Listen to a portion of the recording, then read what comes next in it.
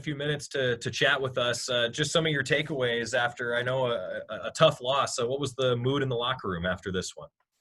Well, that's obviously not good enough. Self-inflicted issues. And then just not generating any type of points in the second half. Stopping ourselves on drives and just coming up short. Turnovers, I know, were something that you guys were focusing on, Coach, and as you alluded to, those did hurt you a little bit tonight. They did, and one of them was also a turnover on downs on a 4th and short, which is very, pretty common play for us that we should have, success on, but we didn't. So at the end of the day, there's no sense or reason to point a finger at anybody. We got to coach it better and we got to execute it better, and that's the bottom line. 4th and 1, we should get that. We're used to getting that. We didn't. First half and the second half, Coach, just some of the differences that were between those two halves, kind of a tale of two halves for your offense in particular. Well, we certainly got the momentum at the end of the first half, and thought we could come out and continue that. The defense played the run excellent. Really took a huge step in defending the run, and overall just got a lot of stops tonight. A lot of stops, and got the ball back for the offense a bunch of times, and more than enough times. Not good enough.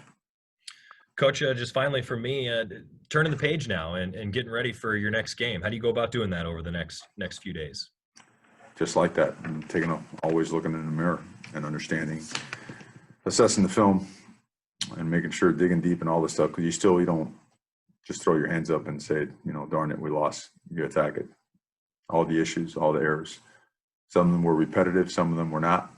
There were some advances, obviously, on defense. A lot of good stuff that showed up there, and some good stuff at the end of the first half offensively. But, turn the ball over. Again, that's on us. It's on us as coaches, on us as a team. Got a great opponent coming in next week, and coming in, I know they played really good football. And bottom line is we got to get better. Nothing doesn't matter who the opponent is unless we get better. And I think we all know that. Thanks for spending a few minutes with us, Coach, and looking forward to bouncing back next week. Appreciate your time, sir. Yes, sir. We'll open it up to other members of the media now, and start with James Crapia from the Oregonian. Mario, the 3 stops and plus territory there in the fourth quarter, but 2 of them fumbles. You talked about you and Joe talking about trying to limit the game breakers, the game wreckers from wrecking the game. Dang forces both of those. I know it's hard to scheme around somebody, but was there ways that you could have either better avoided him or Cameron Good tonight, because they came up with some big plays for them? Well, he made big plays, but I don't think it's a matter of scheming him up so he didn't make the plays. We just got to do a better job coaching it so we could finish him better. Matt Preem, 247 Sports. Tyler's had a really good year, but the way that second half went, was there any kind of thought of just trying something with Anthony, of maybe spark could happen, or was it just full confidence in Chuck the entire way? We went what we thought was best for the team. That was the decision. Paul Danzer, Portland Tribune. Hey, Mario, CJ only got 6 carries. Is he still banged up, or was that game plan?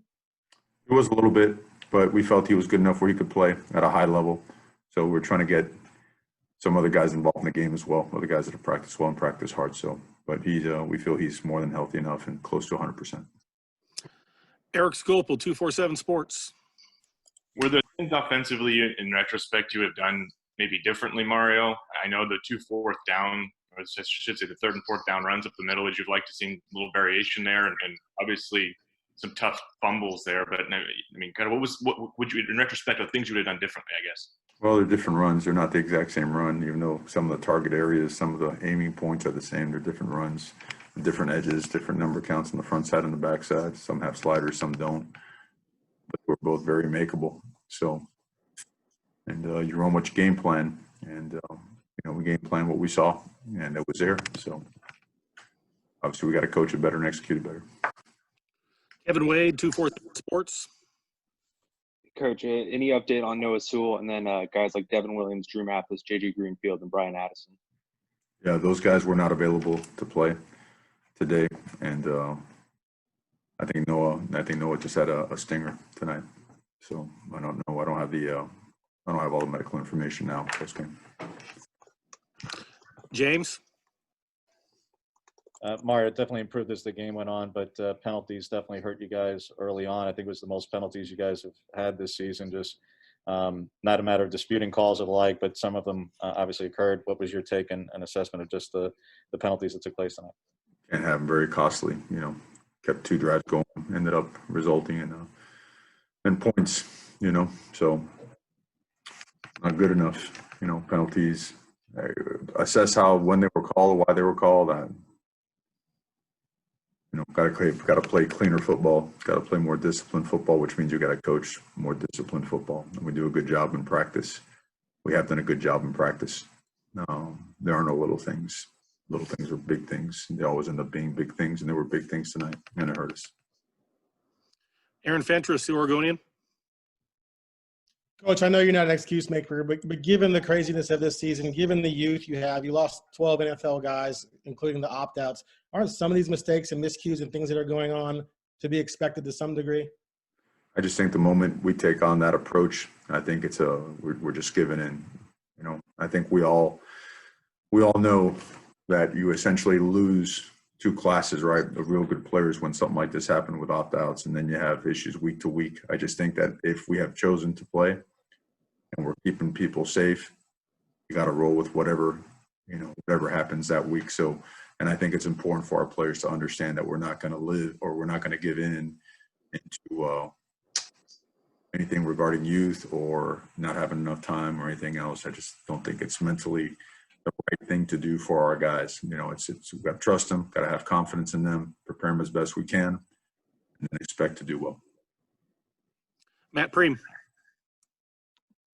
Practice leading up to this game, did you get a sense that things could be so helter-skelter offensively for you, or is this just a really out-of-the-blue bad day? Out of the blue. I knew we were going to play. We felt we were going to play good defense, felt that our fits, that our line of scrimmage play, striking blockers had improved drastically. Some of the things we've done from an alignment standpoint were going to help us, and it showed up. And we felt it would be a determining factor today. So, Eric Scopel. Mara, Tyler last week talked about how there was important lessons to learn from this one. I guess, how is he handling this outcome, and do you feel like there is something to learn from this? I mean, how do you, I guess, move on from this and maybe find a silver lining?